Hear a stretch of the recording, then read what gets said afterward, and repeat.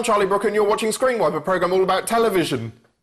Not sure if you've noticed, but these days men in adverts are regularly treated worse than dogs.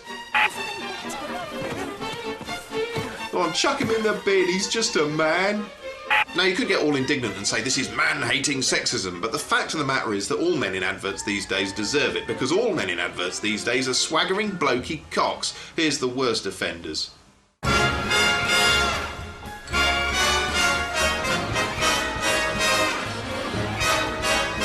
At number 10, a smug bell end with a brain full of women and mortgages. I think mortgages can be simplified.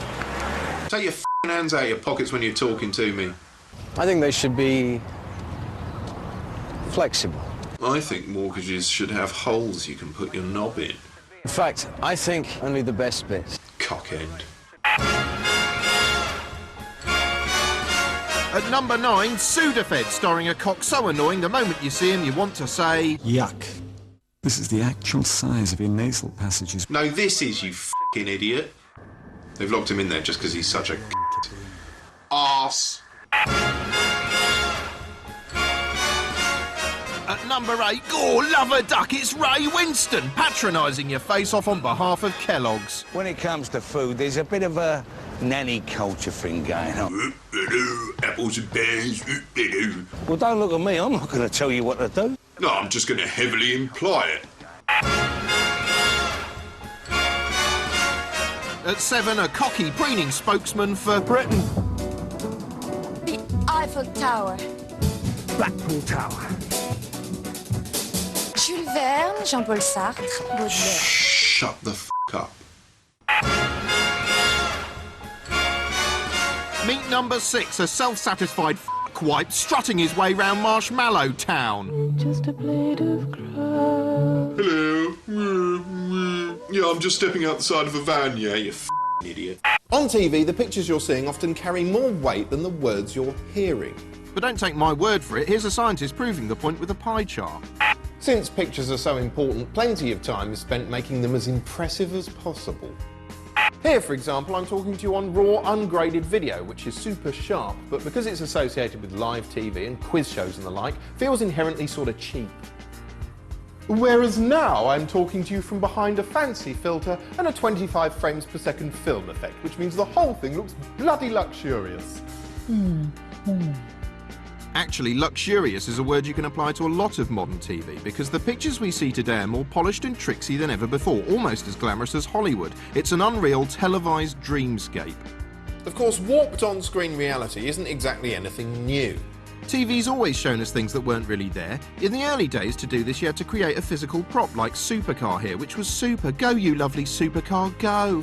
Spin forward a few decades and basic video trickery starts to creep in, as seen here in rib-tickling supernatural pantomime Rent-A-Ghost, which made heavy use of basic stop-start editing techniques. A few years later, computers started poking their nose in, enabling vision mixers to muck around with the shape and position of the image to their heart's content. Of course, when any new technique appears, people tend to go to town using it, which is why the 80s was such a blizzard of spinning screens and wacky warping effects. We're going to send you up the pole and round the bend now as we bounce your eyeballs all over your living room with the aid of this little box of tricks here, a computerized doodah that sends your picture potty. And here we go. For instance, if you twist the knob round here like that, you can go that way in any direction, at any speed, or the opposite direction like that. It looks cheesy to us now, but at the time, effects like these made viewers' minds pop like cherry tomatoes on an overheated grill pan. Actually, at the time, the technology didn't quite match up to the program makers' ambitions, and they ended up having to simulate the way futuristic effects might look using old-fashioned means.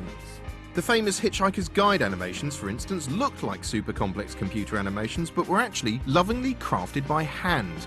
While wisecracking postmodern chat show icon Max Headroom was really just actor Matt Frewer beneath a heavy layer of latex. In 1986, groundbreaking kids show Nightmare used a combination of blue screen trickery and CGI to create a deadly interactive world in which children were burnt alive. Nasty. 6 years later, sci-fi epic Babylon 5 was the first show wholly reliant on CGI to create a universe of intergalactic intrigue in which humans converse with boring aliens with shit foreheads. CGI really took off in 1999 with the eye-popping Walking with Dinosaurs, which was truly mind-mangling in its day, but now looks almost commonplace because the schedules are jam-packed with virtual dinosaurs, as you'll see in a moment. 28 years ago, Doctor Who was king. Tom Baker was twice as popular as Jesus Christ, and just about the only people who didn't tune in were demented clock fans, infuriated by his constant meddling with time. You bastard. Naturally, ITV regarded Doctor Who with envious eyes, and slowly and surely they drew their plans against him. The result was Sapphire and Steel, a wildly baffling work of metaphysical oddery, which made about as much sense as this. Did you see my face? Did you see my face? Did you see my face? Didn't catch on. Now in 2007, with Doctor Who riding high once again, ITV have come up with a more convincing rival. Primeval is unashamed Saturday night populist drama for the masses, and it features something for all the family. There's dinosaurs for the kids, a couple of beefy hunks for mum, a barely legal girl for dad, and the occasional shot of a washing machine for your weird cousin who f***s washing machines. The story revolves around a go-getting bunch of scientists who've discovered a series of mysterious rifts in time which keep popping open, allowing prehistoric monsters into the present day. They're a bit like gatecrashers crawling through a hole in the wall at Glastonbury. Everyone in the team has a clearly defined role. There's Violet Berlin lookalike Abby, a sort of Powerpuff Girl version of Zoe Ball, whose job is to connect with the beasties on an emotional level, look a bit saucy, and lust after the boring hunk one. I don't like the boring hunk one, partly because he's a hunk and therefore the enemy, but mainly because his job seems to consist of being knocked unconscious every few minutes. Anyway, he's clearly only doing it to mess with the pretty one's head and thereby win her affections, and it bloody works, the sly little prick. And I'll have coffee at your place later and stay for breakfast in the morning. You bugger. The next gang member is Connor, who's the designated wacky one. He's supposed to be an archetypal nerd, although since the actor who plays him is clearly a bit too handsome for this, they've achieved the effect instead by giving him slightly greasy hair and a laptop obsession, and saddling him with some absurdly unrealistic fictional nerdy mates. Lost it. Totally. That's the saddest thing I've seen since Matrix Revolutions. Finally, there's Professor Nick Cutter, the explainy one, whose job is to go on and on about the anomaly. The anomaly. Thank you. His job is to explain those every few minutes. The anomaly has a fixed point of origin. Yes, all right. The anomalies may be intermittent, and they fade from time to time, but they never completely disappear. Yeah, thanks. The anomalies are conclusive proof that the past exists. Thank you, Professor. And when he's not doing that, he lets off steam by shouting, Helen. Helen! Helen! Helen! Helen! Where are you, Helen? Helen's his dead wife, except she's not actually dead. She's just living in prehistoric times because she passed through one of the The anomalies. Can't we just call it a f***ing time hole? The show is resolutely action-packed. Every episode features furious, incoherent beasts rampaging across contemporary Britain. It's also often genuinely scary. There's an almost perverse emphasis on cosy domestic normality getting smashed to bits, something Doctor Who also does, but rarely to the same extent. Sometimes it's so scary even the cameraman wets himself. And even if you're not scared, you can't help but admire the special effects, which I think are some of the best I've ever seen in a British TV show.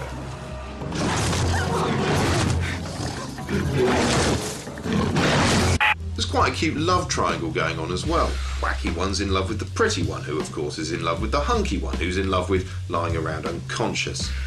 This cutesy romance is precisely the sort of thing that would usually strike me as trite and rubbish, but here it's just kind of heartwarming. I don't know what's the matter with me, maybe I've just gone mad.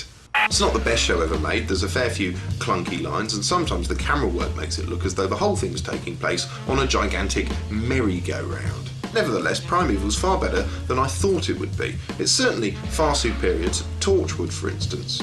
It's just nice to see, and I'm sorry if that's a bland opinion. F*** you. At number 5, Chris Marshall and his boring f***ing relationship. What's this? BT Home Hub. Adam's got broadband. Yeah, I don't know about you, but I equate broadband services with a chilly, awkward domestic atmosphere, so this is spot on. Seems nice. He's not. CGI and special effects are all very well, but for my money the most significant technological advances have taken place away from the screen in the world of editing. Video editing used to be a fairly cumbersome process, more difficult than film, which you could easily slice up with razor blades. Consequently, in ye olden days, there was often more vision mixing than editing. Indoor scenes would be shot in a studio using several cameras, and the director would cut between them, creating an edit on the fly. Exterior scenes used to be shot on 16mm film because it was easier to edit. That's why a lot of old shows, especially comedies, had such a different feel whenever they cut to an outdoor location. That's an effect that will be familiar to anyone who remembers the peerless Faulty Towers. True to subversive form, Monty Python even used it as the basis for a very clever sketch. Gentlemen, I have bad news. This room is surrounded by film. What? What? Things changed in the early 90s when hard disk editing arrived to excite this edition of Tomorrow's World. I can see all the shots here on this screen and they're instantly accessible. And over here on this one, this is where you build up your edited report.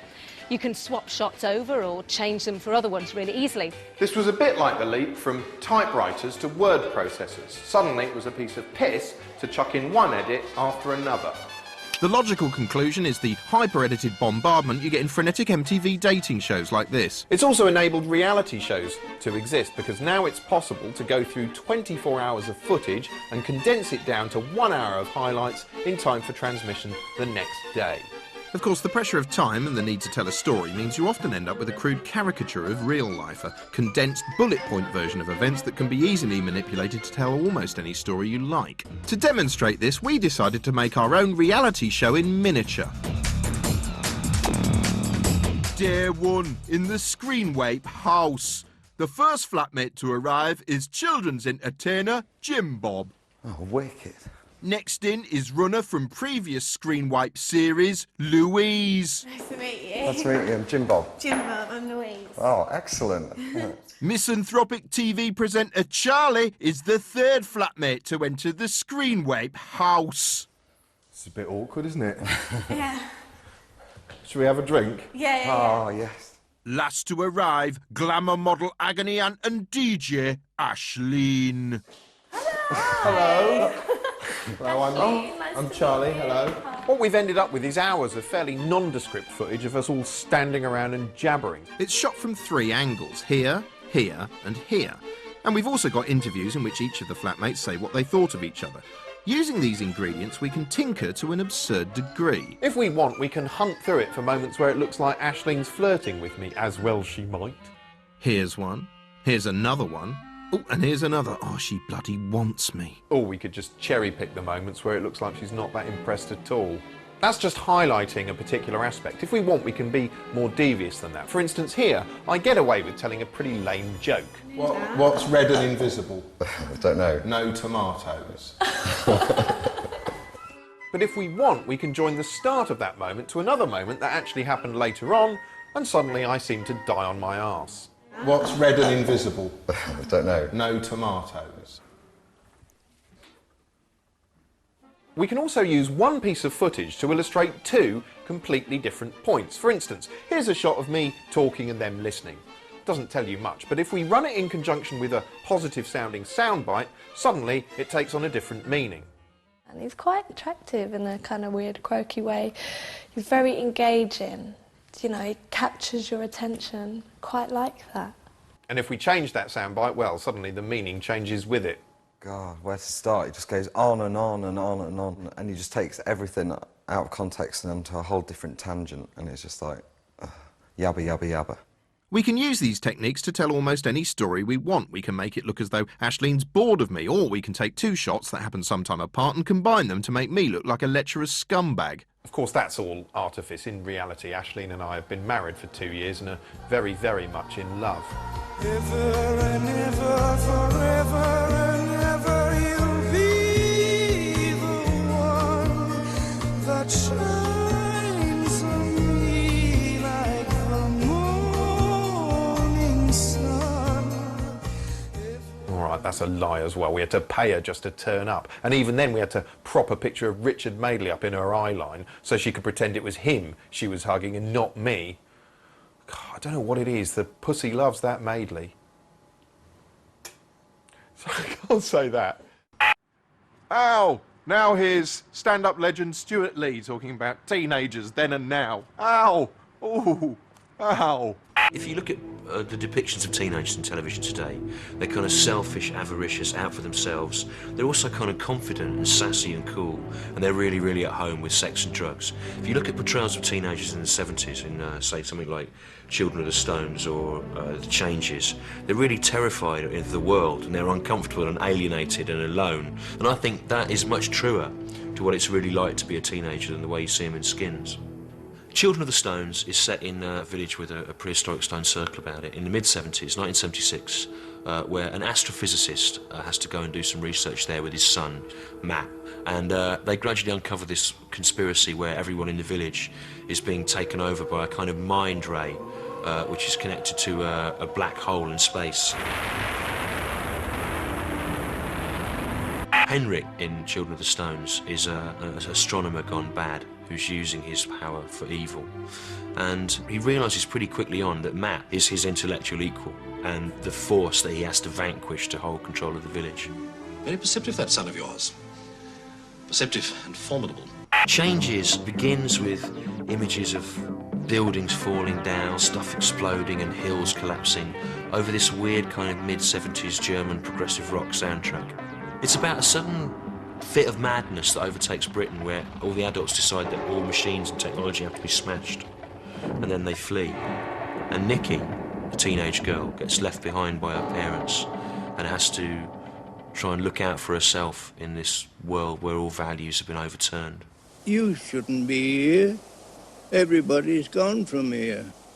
Either gone or died. Died? Skins opens with loads of shots of funky young people, proceeds to depict their vile, selfish, misogynist lives with kind of horrible, hip, sassy language. And there's just a degree of cynicism in the characters and in the way that the programme's put together. For Christ's sake, Tony! Tony! The opening 5 minutes of Skins is just this pointless invective between the Harry Enfield father and the horrible little rat-faced son. I really want the Harry Enfield dad to just get that kid and punch his face in. Tony! So here's something that's happened in 30 years. Look how the kids in Skins greet each other, right? By fondling each other's genitals under a table. This is how children should greet each other, like in Children of the Stones. Hello. Hello. Come for a ride? Where to? Oh, just round the village. Show you the sights. It's interesting looking at the different challenges that face the children in these programmes. In The Changes, for example, Nikki has to find her way alone through a Britain that is in a kind of apocalyptic meltdown. And in Skins, Sid has to go and try and get some dope from a dope dealer in a brothel so that he can get a girl so catastrophically spliffed up that she'll have sex with him without realising who he is. I'm really glad I'm not a teenager watching TV for teenagers now, because I would feel really left out by something like Skins. But there's something really comforting for like nerds and weirdos about things like Children of the Stones and The Changes, things that make you feel less alone. And that's a really great thing that art can do. Whereas I think something like Skins would make me, as a teenager, feel more alone. Number 4, and it's not fair to have a pop at kids unless they're as irritating as these two precocious sods. Kids love a treat. Kids love to stay up late. Oh. At number 3, picture the prick. You don't have to, here he is. You know, I'm a sensible sort of bloke. No, you're not. You're a poor man's Neil Morrissey. Jack, watch where you put that skateboard. No. We've got the odd loan here, the odd credit card there. That's laundry, you tit. Now here's Grace Dent looking at soaps and romance. The element that I love the most is romance and sex in soap. I just love this relentlessly bleak image of love. There isn't very many happy ever afters, just lying and cheating and crying and sobbing and kind of small arguments over washing up, which kind of eventually escalates to someone getting their head stoved in with a blunt object. Some couples in soap that just seem destined to wander the earth together, and no matter what heinous travesty they visit upon each other. They're just kind of like, they'll snap back together. Ken and Deirdre are a good example of a couple who don't appear to have any kind of lust or kind of sexual longing for each other, and they're both actually quite physically repulsive. You've got Ken, who's got this kind of Mr. Whippy hairdo and like a face like a terminally depressed, like sharp-eyed dog, and then you've got like Deirdre, she's got these widescreen glasses and, you know, this kind of weird, like, kind of 40-a-day smoker's drawl. That's what you think, isn't it? But there's something that they just obviously found each other irresistible. Martin and Sonia are another kind of perpetually depressed, doomed couple who have split up hundreds of times and always get back together again. Right, yeah, because I'm really stupid, ain't I, son? I mean, all I ever wanted was a wife. I mean, you didn't know. You couldn't make your mind up whether you wanted to play your trumpet or read a book or be a lesbian. It's because I had to find something else. Martin first made Sonia's heart flutter back when they were teenagers, when he kind of robbed her of her virginity and got her knocked up and then kind of shouldered her into giving the child up for adoption. But that was just mere flirtation. It was when he came back afterwards and ran over her boyfriend and killed him, that's when she realised that's the man for me. Les and Scylla Battersby on Coronation Street are a particularly grubby, dirty version of this kind of boomerang couple that just keep coming back for more all the time. Their relationship just seems to be built on filthy, carnal rutting, and it's quite revolting because they fight all the time, and, you know, Les is this kind of shouty, blinky man who basically likes status quo and pork pies. And Scylla, she always reminds me of this kind of like mis-sewn kind of Avenue Q puppet who's kind of been struck by lightning and came to life one day. Do you know what I fancy? What? A couple more pints. And then back to ours for a bit of afternoon delight. And then a big plate of fish and chips. You don't get that in Florida. The only people in soap today who seem to give themselves and give their hearts freely and purely to love are like the OAPs. Big Mo Slater in EastEnders is one of the most terrifying sexual predators in soap. Ta-da! Charlie! No! I thought you was at work! God, I wish I was! It just seems like no man is safe. You know, you can just see that all she wants to do is change into one of those non-flame retardant negligees that she sells on her stall and drags some poor misfortunate Twinkie into bed with her. It's not a nice thought. At number 2, real men don't use moisturiser, but try telling this overcompensating twat. Refreshed, revitalised, ready to face whatever the fast-moving world of today throws at me. I can think of something to throw at you. And at number 1, there's zero tolerance for these absolute wankers. So why can't all the good things in life come without downsides? Like girlfriends without the 5-year plan. Bras without the fumbling. Yeah, or ad breaks without the pricks. Love isn't easy, and when it goes wrong, it's like having a cheese grater scraped across your soul. You stagger around with a heart full of wet sand, and everywhere you look, you see cruel reminders of the love you lost. Fortunately, I've got round the problem of love by transferring all my emotional needs onto this oven glove with a face drawn on it. But some people in boring standard relationships aren't quite so lucky, and when things go wrong, they turn to the TV for help, and thankfully it's only too happy to oblige. Behold the Sex Inspectors, the eye-popping Channel 4 series in which 2 self-appointed shagspurts root around in couples' bedrooms. But just who are these nosy Parkers? Tracy Cox is a best-selling author and body language expert. Alright, so she'll know what this means. Here's the other one, Michael Alvear, an agony uncle and full-time eyebrow display unit. He doesn't really look real, he's like a CGI character. In fact, he was driving me mad for ages until I realised who he looks like. He's Jed Cake, the eerie virtual comic from the sardonic Jack D's Happy Hour. In this edition, the inspectors are drafted in to help out 34-year-old Sally Ann and her 23-year-old boyfriend Paul. On the surface, their love life couldn't be better. They're engaged to be married, they laugh all the time, and they've got a vast collection of sex toys that resemble weaponry from a futuristic alien war. Oh, God, sorry, I thought it was a severed arm. Yes, Sally Ann and Paul aren't exactly prudes. They visit sex shops together, they pick their nose with vibrators, and of course they spend tender evenings together watching hardcore pornography while shoveling curry down their throats. So then, on the face of it, a perfectly normal couple, but clearly something's wrong or they wouldn't have called in the sex inspectors in the first place. So the production team installed cameras around the home, including a heat-sensitive one in the bedroom. So Tracy and Mike can have a good hard peer. This is not the way to seduce an older woman, or any woman for that matter, to walk into the room, pull your pants down and wave your erection around. It's not going to work, is it? It worked for Bill Clinton. Yes, it soon transpires that Paul is essentially a sex-mad Jack Russell, who doesn't so much think with his penis as experience all sensation through it. Thankfully, Trace and Mike aren't blind to this, and they assess the situation in a way only true experts possibly could. He's just dropped his pants and basically put his penis in her mouth. That is not what I call foreplay. Anyway, having expertly diagnosed the problem, they then step in to dish out equally expert advice. What I want to show you is an aspect of tantric sex, the Phoenix thrust method.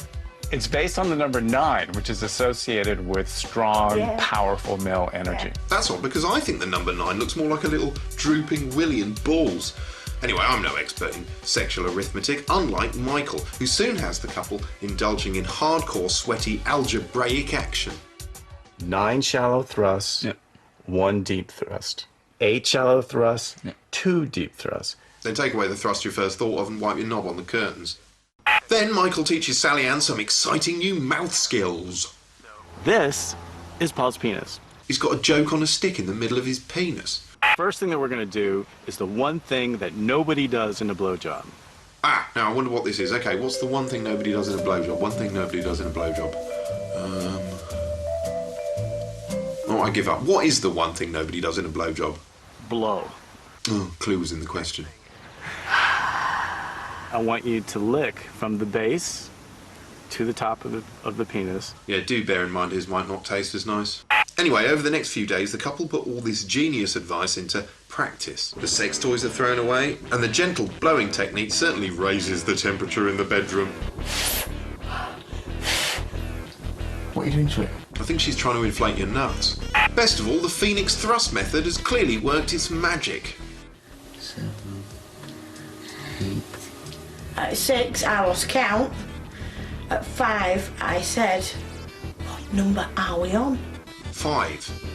Sex Inspectors is just ultimately downright weird. I suppose it's meant to be titillating viewing, but the end result is about as sexy as a dog blowing off in your soup. Having said that, the Phoenix thrust method has done wonders for my love life. 1 shallow thrust, 2 shallow thrust. Well, thanks for watching, everyone. That's the end of the show and the end of the current series. Bye!